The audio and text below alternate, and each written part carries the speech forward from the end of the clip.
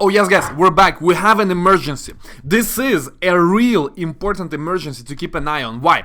Because it is about Binance. Very soon I will explain to you why the Bitcoin price is dumping and what are the likely reasons and how it is connected to the BNB coin and the fact that BNB is on the verge of collapsing all the way to the price levels before 2021 pump, and why Mike Alfred on Twitter is saying that Binance is actually using customer funds and selling customer funds in order to prop up the BNB price. This is very important. And listen, if you have funds on Binance, you should really pay attention. And even if you think this is FUD, and by the way, there is a big possibility that this is just FUD.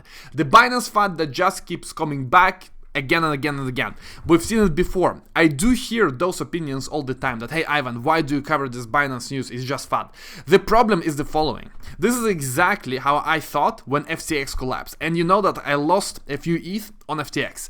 So when FTX started to collapse, I thought it's just FUD. What the hell? It is Sam Bankman-Fried. It is the crypto Einstein with the biggest hair in the industry. This guy, he's with politicians. He is in bed with all of the political establishment. Kevin O'Leary is promoting him as the most trusted man in crypto. I thought, no way FTX is gonna collapse. No way. I thought this is FUD. Let me take a cup of coffee. Let me relax. Maybe tomorrow I will check how it's going. Maybe I will think about taking action. And guess what? The same evening, the whole thing was dead. Okay, the whole thing was dead. So right now, as Bitcoin is entering the bearish trend on the BSI, as we dropped from 30k all the way to 26k, we do see Mike Alfred coming out and saying that, listen, the reason why it's dumping is because CZ is selling customer Bitcoin in a futile attempt to stay solvent.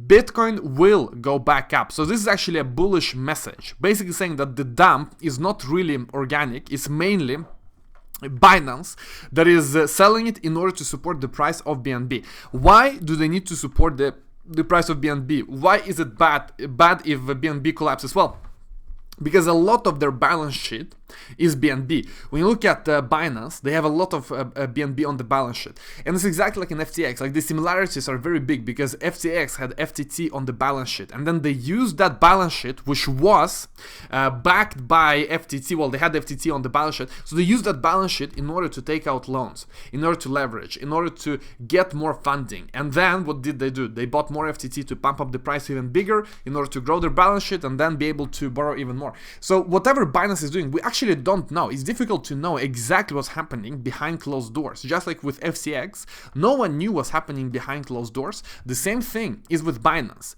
So while we all have to use centralized exchange in order to trade, for example, you know that we use Bybit on this channel a lot, and on Bybit you can go long, you can go short. The same thing is with Binance, very similar features. So some things, it's simply too difficult to do decentralized right now.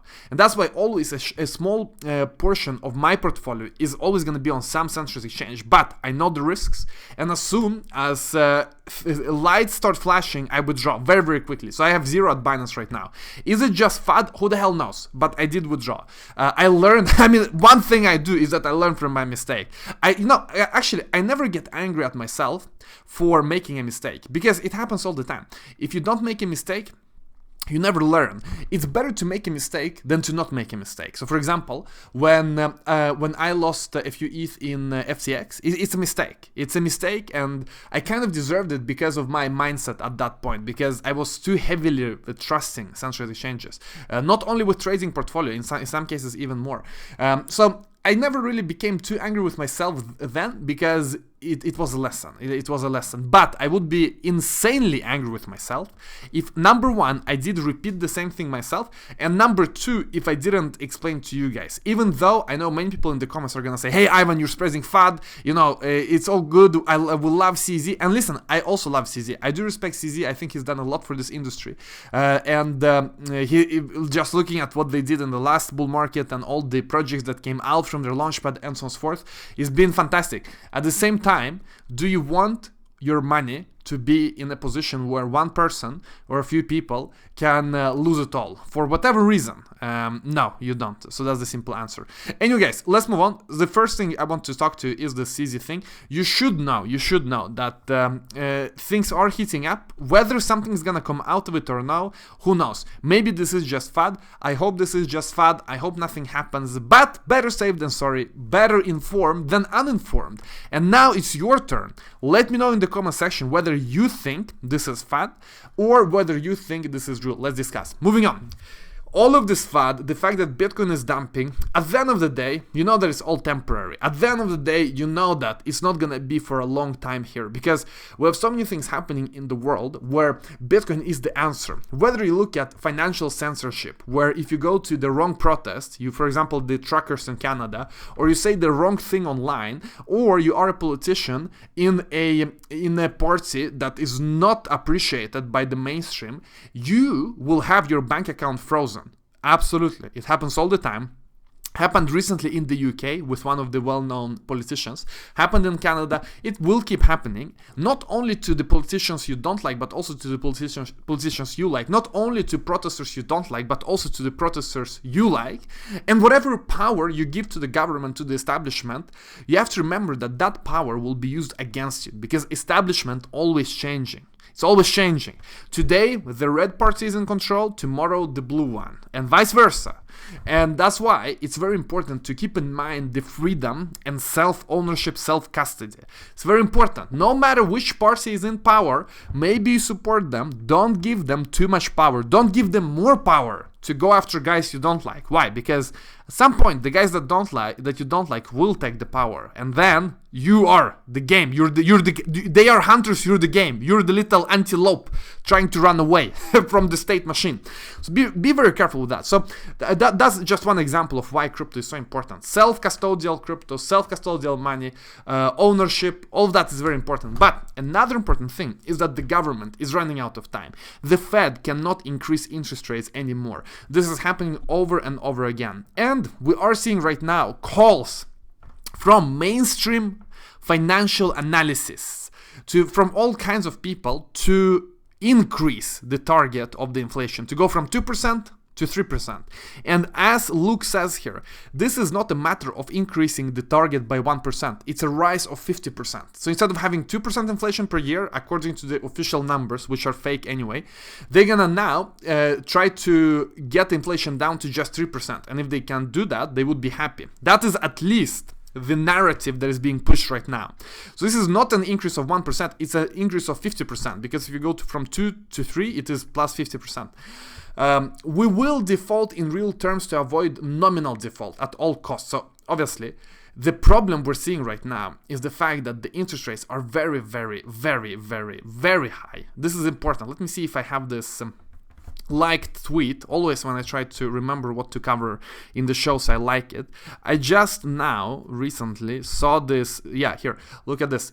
The 2-year treasury yields cross 5%. This is important. This means that in order for the government to borrow more money, they have to pay so much interest rate. Like this kind of yield on 2-year treasury bonds, 2-year treasuries, we've never seen that. Like this is crazy. This is crazy. You get 5% for lending your money to government for 2 years, and you have to understand the trend. The trend is that soon they need to offer 7%, 10% just for 2 years.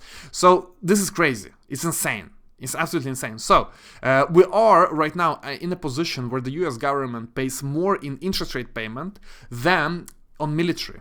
Okay, more in interest rate payment on their debt than on military, and the debt is growing. So you see that there is mathematically no way to escape the crash. How do you crash? How will you crash? One crash is the so-called nominal default, where you say that, okay, we have no money, we cannot pay you back. Okay, it is what it is. We have no money. It is what it is.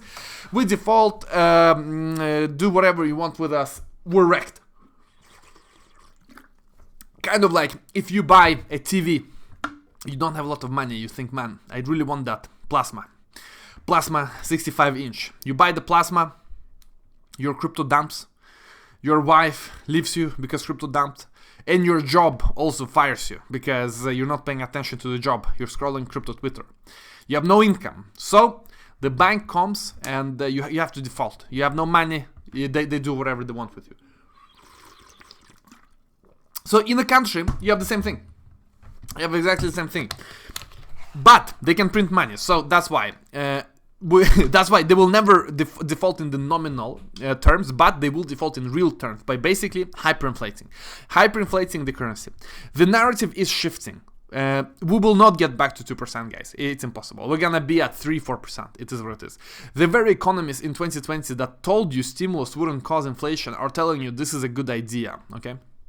To basically be okay with higher inflation.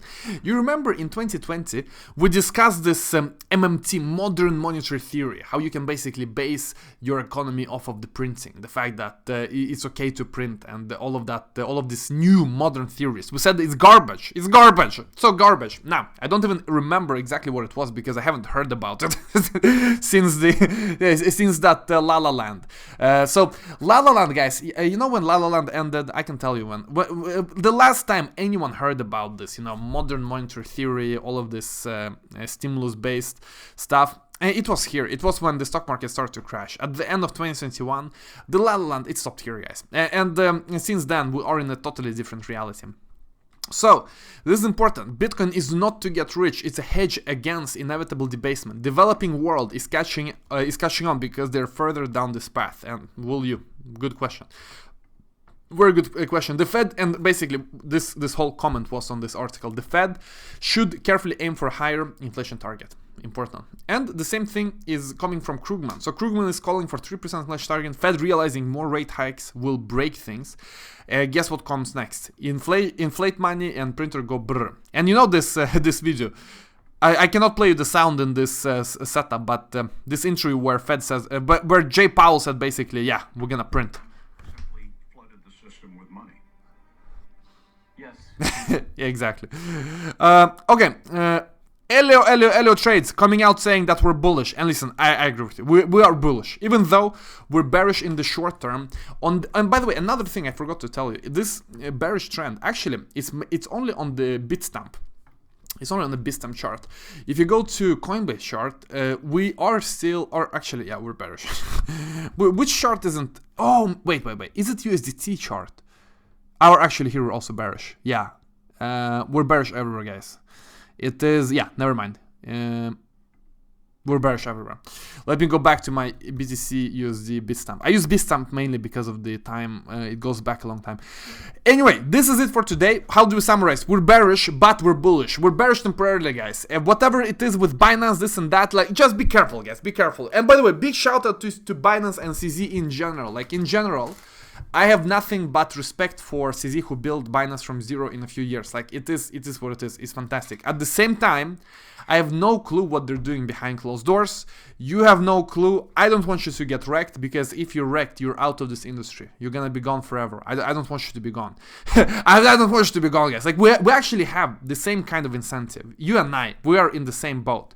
I'm not here creating all of this free content for you just to get wrecked and go somewhere else. I need you to survive. I need you to be here in the next year, in the year after that, so we together can build a massive community, and you're part of our community, you're part of our movement.